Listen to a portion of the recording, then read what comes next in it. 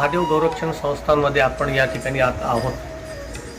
सुमारे 750 ते 800 गायी यांचं संगोपन या ठिकाणी केलं जातं। वेगवेगळ्या स्वरूपामध्ये वेगवेगळ्या परिस्थितीमध्ये या ठिकाणी गायी किंवा गोवंश येतात आणि त्या गोवंशाची निगा राखणं, त्यांची देखभाल करणं हे एक मोठं जिकरीचं काम आहे। गोरक्षा झाली पाहिजे, गोरक्षण झालं पाहिजे, यावर अनेक प्रवचनं आणि लोकमानसामध्ये जनजागृती होत असते।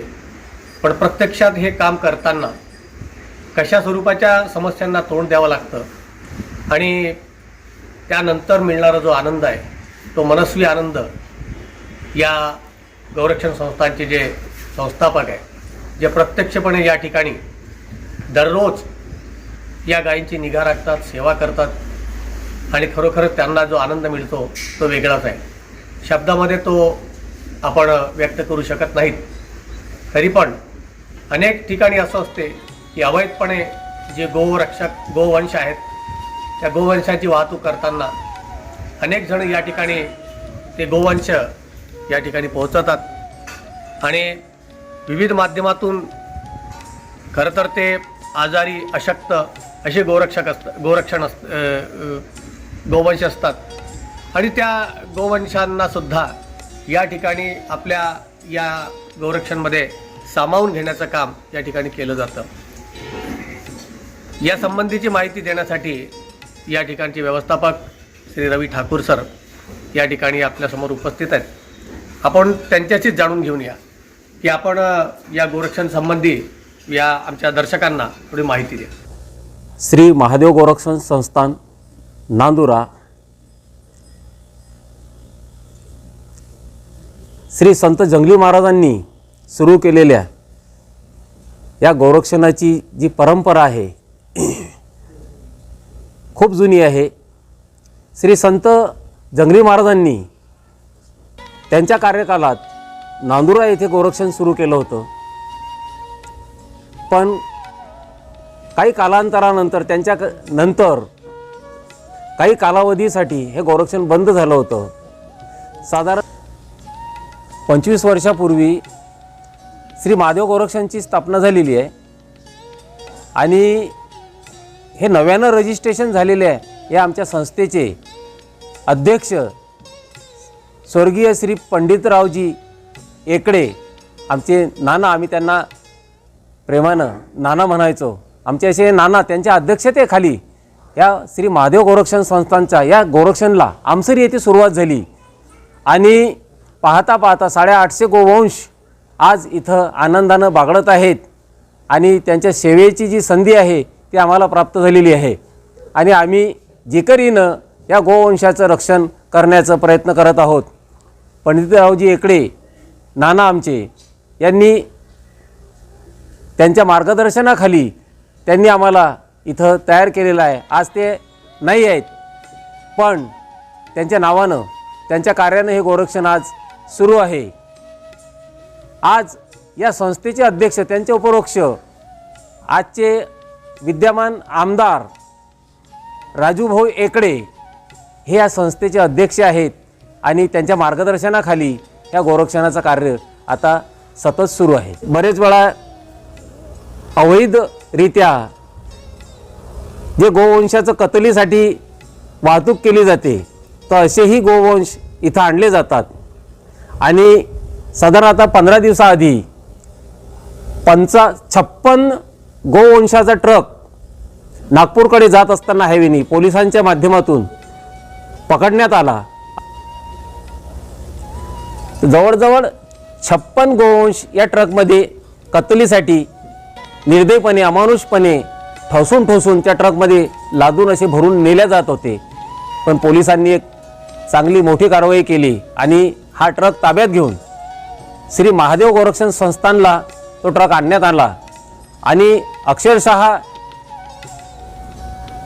अमानुषपणे असे मुसके बांधलेले आणि कोंडलेले हे गोवंश त्यामध्ये पाहून सर्वांचा जीव गहिवरून आलेला होता। आता आपण समोर जे गोवंश पाहत आहोत हे 48 गोवंश आहेत।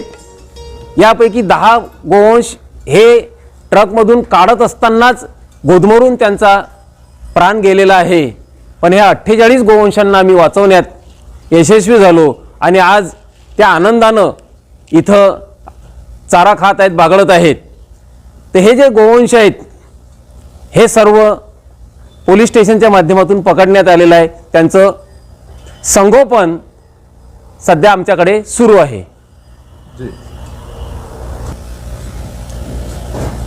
अशा स्वरूपाचे जे गोवंश या ठिकाणी आणले जातात, तर साधारणपणे आपली जी तरतूद असते या ठिकाणी चाऱ्याची वगैरे, ते तुमचे जे पूर्वीचे जे गोवंश आहेत किंवा गायी आहेत त्यांच्यासाठी ती तरतूद तुम्ही केलेली आहे. पण प्रत्यक्षात हे अवैधपणे जे आणले जातात त्याची मग तुम्ही चारा पाणी आणि त्याची व्यवस्था नेमकं कशी करता? ॲक्च्युली काय आमचं नियोजन असते.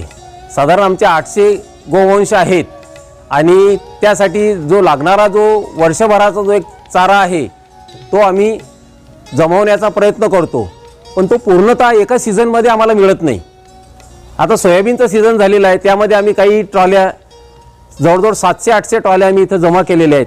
आता पुढे हरभरा येईल, तुरीचं सीझन येईल, त्यानंतर हायब्रिड मक्याचं सीझन येईल उन्हाळी, तर तेव्हा आम्हाला हा चारा तर साधारण आम्हाला 2100 ट्रॉल्या वर्षभराला लागतात. आता ॲक्च्युली ह्या 800 आमचं जे 800 गुरांचं जे नियोजन त्यासाठी आहे, पण आता त्यामध्ये हे अवैध जवळजवळ 48 गोवंश इथं जमा झालेले आहेत. तर निश्चितच त्यांना खायला जे लागते इतक्या एका गुराला जे आहे काही रोजचा जो चारा आहे, लोक स्वयंस्फूर्तीनं देतात, तुम्हाला त्याचं मूल्य सुद्धा चुकावं लागतं. लोक आम्हाला शेतकरी बांधव जे आहेत हे आम्हाला खुशीनं त्यांचं कुटार त्यांच्या शेतात निघणारं देतात. पण आम्हाला ट्रान्सपोर्टिंगचा जो खर्च आहे, जवळजवळ वाहतूक खर्च आहे, भराई खर्च आहे, JCP इथं गोडाऊनमध्ये आणून ते भरायचं, त्याचं सर्व ते प्लॅनिंग करायचं, तर त्यासाठी आम्हाला जवळजवळ 2,500 ते 3,000 रुपये एका ट्रॉली मागे खर्च येतो. आणि हा खर्च काही कमी नाही, पण हा खर्च संस्थेला काही डोनर असतात, काही दाते असतात, त्यांच्या माध्यमातून हा खर्च निघतो आणि उर्वरित बराचसा खर्च हा संस्थेला करावा लागतो. यांची सर्व निगा राखण्यासाठी सुद्धा अनेक परिवार या ठिकाणी कार्यरत सेवेमध्ये असतात. इथं संबंधी इथं 5 कुटुंब मध्य प्रदेशमधून आम्ही इथं बोलावलेले आहेत. ते निरंतर रात्रंदिवस 24 तास सेवा देतात आणि त्यांच्या सेवेमुळेच आज हे बरंचसं गोरक्षण जे आहे, हे जे गोवंश आहेत हे चांगल्या रीतीने आपल्याला इथं दिसत आहेत. कारण बिचारे ते रात्रंदिवस सेवा करतात, त्याचा मोबदलाही आम्हाला संस्थेला चुकवावा लागतो. साधारण 20,000 रुपये हप्ता एक म्हणजे 5 परिवाराला आम्ही 20,000 रुपये एक परिवाराला रोजगार सुद्धा याच्या आम्ही उपलब्ध करून दिलेला आहे. हो, केवळ गोरक्षणच नाही तर गोरक्षणाच्या माध्यमातून 5 परिवाराचं त्यांना रोजगार या गोरक्षणाच्या मार्फत देण्यात येत आहे. आणि खरं तर नांदुरा शहरात आणि या परिसरामध्ये या गोरक्षणामुळे अनेकांना स्वयंस्फूर्तीने सुद्धा ते या ठिकाणी चारा किंवा काही निधी आणि किंवा काही उत्सव, एखाद्याचा वाढदिवस असला, एखाद्याचा लग्नाचा वाढदिवस असला, ते या ठिकाणी येऊन साजरा करण्याचा प्रयत्न करतात. आणि खरंच एक अतिशय नैसर्गिक वातावरण आणि गोरक्षणमध्ये यापेक्षा मोठं पुण्य ते काय असू शकते.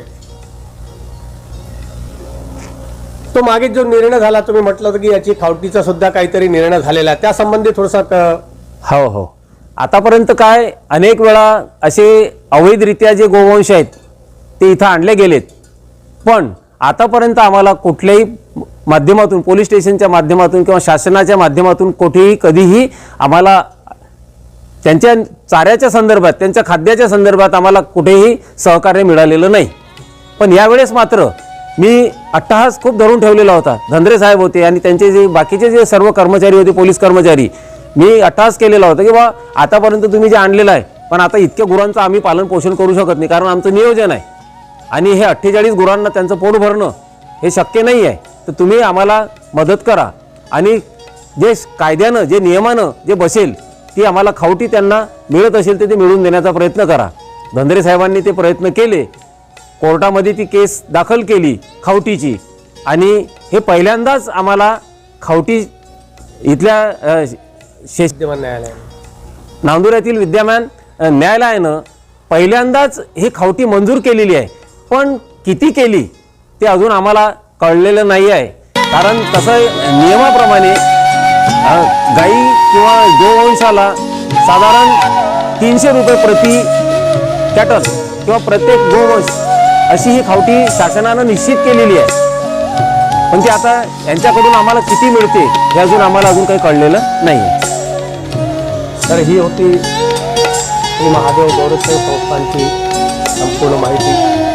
हे कार्य असंच या ठिकाणी सुरू राहो ही आपण प्रभू चरणी प्रार्थना करूया. आणि गोरक्षक जे आहेत, गोसेवक जे आहेत, त्यांनी अधिकाधिक पद्धतीने या गोरक्षणला आर्थिक सहाय्य तर करावंच, पण या ठिकाणी आपापले वेगवेगळे इव्हेंट या ठिकाणी साजरे करावे, जेणेकरून या गोरक्षणाच्या उत्पन्नात सुद्धा वाढ होईल आणि एका अर्थाने तुमची या गायींना, या गोवंशाला आर्थिक मदत सुद्धा होईल. आणि म्हणून आज आम्ही या ठिकाणी आलो.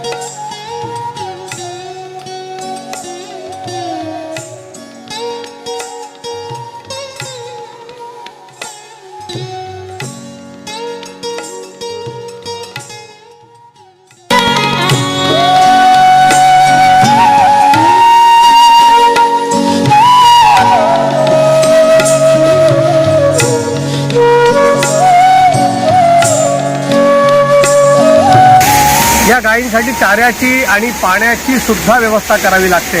एवढं मोठं जे गोवंश आहे त्या गोवंशाला खऱ्या अर्थाने किती पाणी लागेल याचा अंदाज नसतो. कारण की साधारणपणे आपण सुद्धा पाहतो की पाण्याशिवाय काही आपण सुद्धा जगू शकणार नाही. तर हे तर गोवंश आहे आणि त्यांना आपल्यापेक्षा जास्त पाणी लागतं. या पाण्याची तरतूद नेमकी कशी होते या संबंधी माहिती देण्यासाठी पुन्हा आपल्यासमोर ठाकूर सर उपस्थित आहेत. ठाकूर सर, हे जे पाणी या गोवंशासाठी त्याच्या संबंधी आम्हाला थोडीशी माहिती द्या. सुरुवातीला आम्ही ही विहीर खोदली. याच्या आधी आम्ही एक बोरही केलेला आहे बाजूला, पण ते बोर फेल गेल्यामुळे आम्हाला मग विहीर खोदण्याचा निर्णय घ्यावा लागला. आणि ही विहीर खोदली, पण या विहिरीमध्ये सुद्धा पाण्याचे जे झरे आहेत ते कमी प्रमाणात आहेत. पावसाळ्यामध्ये याला भरपूर पाणी असते, पण उन्हाळ्यामध्ये पाण्याची लेवल कमी होत जाते. त्यामुळे मग आजूबाजूचे जे शेतकरी आहेत, ज्यांचे मळे आहेत, तर त्यांना आम्ही विनंती करून पाण्याची मागणी केली. तर त्यापैकी एक खेतवाले म्हणून आहेत, घासलेटवाले म्हणून ते प्रसिद्ध आहेत. तर त्यांनी त्यांच्या मळ्यातून आम्हाला स्पेशल पाईपलाईन टाकून दिली.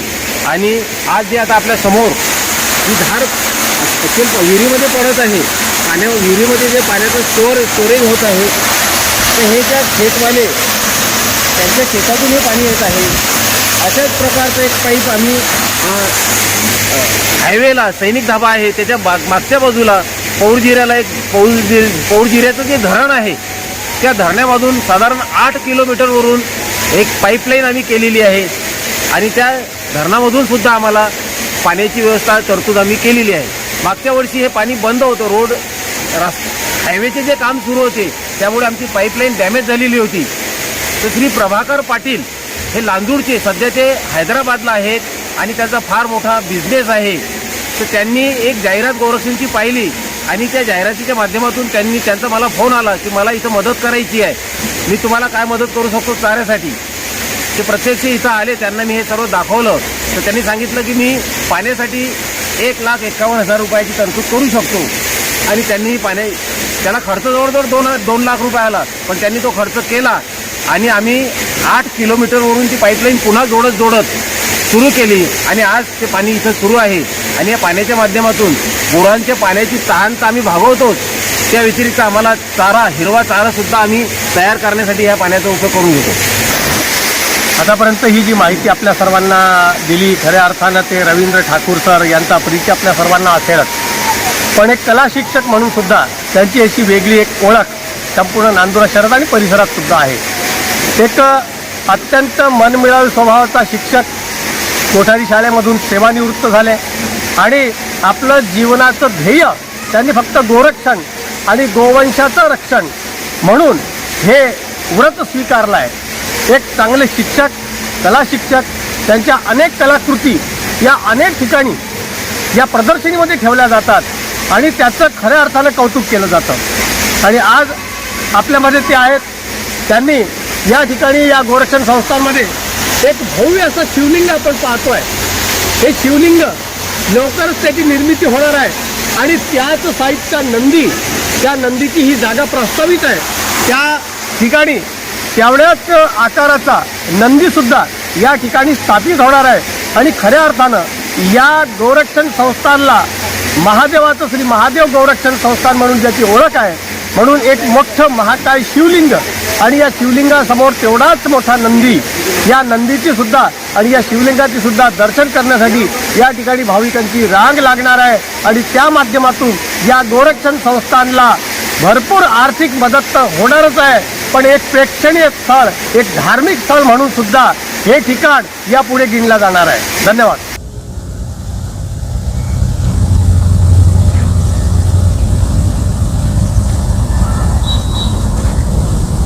हे नियोजित जे शिवलिंग आहे त्या शिवलिंगाची निर्मिती आणि सोबतच्या नंदीची निर्मिती कशी होणार आहे या संबंधी आपण ठाकूर सर यांच्याकडून जाणून घेऊया. हे शिवलिंग बनवताना मला खरं म्हणजे आमच्या ट्रस्टचे जे संचालक होते श्री मोहताजी, सुभाष मोहताजी, त्यांची आठवण झाली. कारण त्यांची खूप इच्छा होती की इथं आपल्याला या प्रकारचं शिवलिंग बनवावं आणि हा परिसर महादेव गोरक्षण या नावानं ओळखला जावा. आणि म्हणून त्यांच्या हयातीमध्ये आम्ही हे शिवलिंग बनवून घेतलं. पण नंतर ते गेल्यानंतर मोठी पोकळी निर्माण झालेली होती आणि त्यातून आम्ही सावरून राहिलेलो आहोत. आणि आता हळूहळू त्यांची जी इच्छा होती, हे शिवलिंग तयार झालेलं आहे, पण त्याचा आजूबाजूचा जो परिसर आहे आणि त्या शिवलिंगासोबत नंदी असणं फार आवश्यक आहे. त्या नंदीचंही जागेचं आम्ही नियोजन तयार केलेलं आहे. 20 फूट लांबी, रुंदीचा, उंचीचा असा हा नंदी इथं साकारणार आहोत. आणि त्यासोबतच ही जी समोर ही जी जमीन दिसते आहे, ही जी लँड दिसते आहे, हे हिरवळ दिसते आहे, या हिरवळीमध्ये आम्ही सुंदर असं एक उठण्या बसण्यासाठी एक लॉन डेव्हलप करणार आहोत, जेणेकरून हायवेनी जाणारे येणारे जे यात्रेकरू आहेत ते इथं थोडा विसावा घेतील, शिवजीचं दर्शन घेतील आणि त्या निमित्तानं गोरक्षणला सहकार्य होईल आणि त्यांना एक विसावा या गोरक्षणला इथं आल्यानंतर त्यांचं खरं जे गोरक्षणचं जे महत्त्व आहे ते त्यांना इथं समजेल आणि त्यांचं सहकार्य भविष्यात आपल्याला मिळत राहील. या उद्देशाने आम्ही हा परिसर एक सौंदर्यीकरणाच्या दृष्टीने आमचे प्रयत्न सुरू आहेत. आणि त्यासाठी लागणारी जी तरतूद आहे ही फार महत्त्वाची आहे. कारण गोरक्षण शासनाकडून या गोरक्षणला कुठलंही अनुदान नाही आहे. जे दानदाते आहेत आणि संस्थेचे जे काही उपक्रम आहेत त्याच्या माध्यमातून जो काही फंड इथं उपलब्ध होतो त्या माध्यमातून आज ह्या सर्व गोवंशांचं पालन पोषण, रक्षण आणि त्यासाठी होणारा जो खर्च आहे तो केला जात आहे. आणि म्हणून गोरक्षणला जर शासकीय फंड उपलब्ध झाला आणि इतर देणग्यांच्या माध्यमातून जर फंड उपलब्ध झाला तर निश्चितच हा जो परिसर आहे हा स्वर्गीय होणार आहे. आणि ही माझी खूप खूप इच्छा आहे की हा परिसर मी एक स्वर्गासमान तयार करणार आहे. पण त्यासाठी जी तरतूद आहे ही निश्चितच महत्त्वाची आहे आणि श्री भोलेनाथ ही निश्चित पूर्ण करेल अशी मला अपेक्षा आहे. नंदीसाठी साधारण 3 लाख रुपये खर्च आहे. पण आता एवढा पैसा, कारण गोवंशासाठीच आम्हाला चारा आणि त्याच्या नियोजनामध्ये भरपूर पैसा लागतो, त्यामुळे आम्ही ते बाजूला ठेवलेलं आहे.